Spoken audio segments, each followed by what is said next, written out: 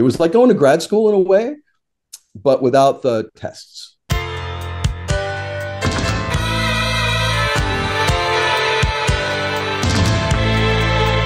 I don't know why people at Videowest said I was intense. My name is Steve Natt. That's T-E-V-E-N-A-T-T. So my Videowest story begins kind of accidentally. I had a friend at UCLA named Jonathan Dayton who went on to become a big famous director. And we'd done a couple of things together. And then after I graduated from Berkeley, I didn't know what I wanted to do. So I went and just traveled around, ended up overseas, got trained as a mechanic.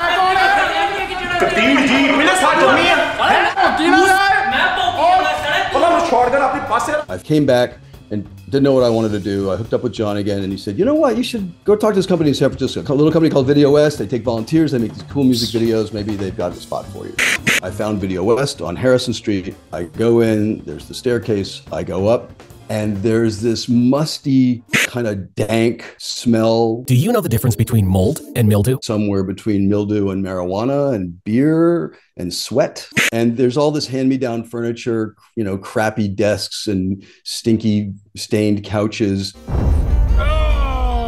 And it was a little bit of a juxtaposition that there was this very sort of smart, very put together woman running the office there, Andrea Gleistein, who she could have been in a Fortune 500 company, but she's in one of the Videowest, which felt a much more like this clubhouse for goofballs, you know, which I felt right at home in, honestly. As soon as I walked in, I thought, oh, cool, they don't vacuum either. But she was very nice and said, no, we really don't need whatever it is that you think you have. And I was like, okay, well, they had some typewriters on desks and nobody using them. And I thought, if I could retype my crappy CV to aim it more towards a job opening that I saw listed for a cub reporter at the Examiner. So I asked if I could spend a half hour typing my resume on one of their typewriters, and she was reluctantly said, okay. So there I am doing that. And then this tall blonde guy comes running in and said, the van won't start and we got to go do this interview. Okay. Take a fucking car like this, a 1966 Ford, a Country Squire 9-passenger station wagon. Don't worry about the equipment. Imagine all the fun you can have in the back. And while you're doing it, imagine all the money that bald-headed prick Ralph Williams is going to be making on the car he's trying to fuck you out of. The part I left out was I had been working as a mechanic at a dealership in San Rafael. And I'm like, perk? Oh, there's something wrong with your van? Maybe I can be helpful. So he's like, who are you? What are you doing? And I said, I told him, and he said, well, do you want to take a look? I went out there, immediately knew that the starter was bad. So we get it in my car, we go over to Grand Auto, we buy a new starter for the van, and I'm underneath wrenching in the new starter, telling Art my story. And Art's the sweetest guy in the world, and said, well, come with me.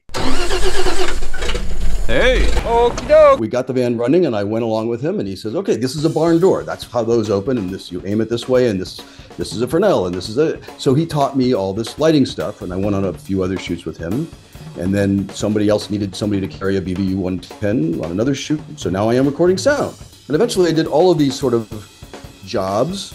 I could type, I could think, I could write a little bit. So there I was. Now I got a segment to cut and produce. All of a sudden, the computers show up. Nobody really knew how to work it, but I could read a manual. So for like the first 3 or 4 months, I didn't make a nickel.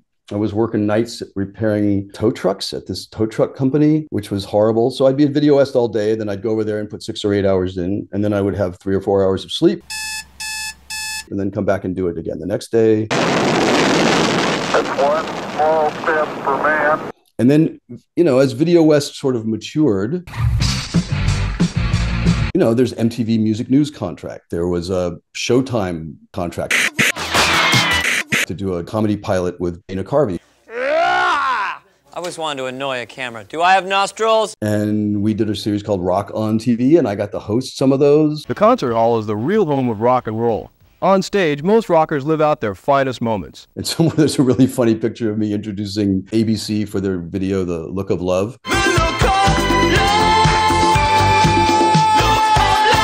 And they're all glam rocky with their silver sharkskin suits. What's he doing differently? The makeup artist gave me mascara and blush. I definitely look like I'm one of the boys on the team, if you will. Look of love! And then, you know, things kind of didn't go so well in '83 and into '84.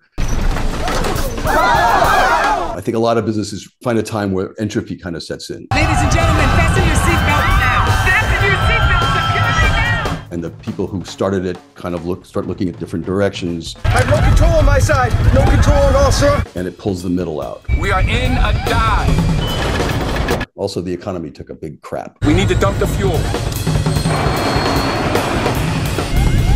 And I was one of the people near the end that was told, you know what, there's nothing for you here because we can't pay anybody anymore. Right position, head down, head